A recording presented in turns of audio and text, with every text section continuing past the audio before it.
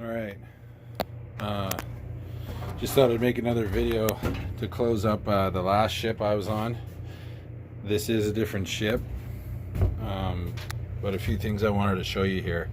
The other one, I got the new guide shoe on, straightened all the shit out. It's running like a Cadillac now.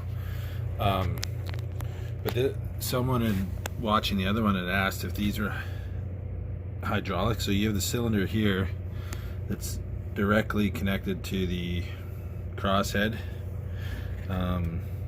There's no ropes or anything, right? It is telescopic. You got a couple stages there. It's got like a built-in, you can set different timers, but let's just say it's once every 30 days it'll take itself down, bottom out in the pit to resynchronize.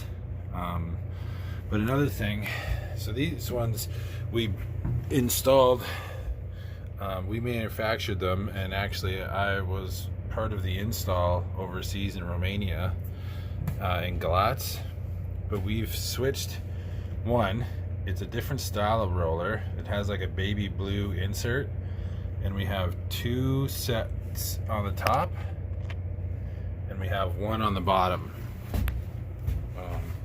So this one is definitely more set up for being at sea and whatnot. This is the crew only elevator servicing the crew deck down to the car deck. So when the cars are on and off, nice halfway box there. This hoistway unfortunately isn't heated like the passenger elevator on the other side. I think I have shown the passenger elevator before. Center opening Witter doors, and heavy duty. Those things are heavy, solid doors. I want to say they're like the explosion proof, or the highest fire rating you can get because it's on the car deck.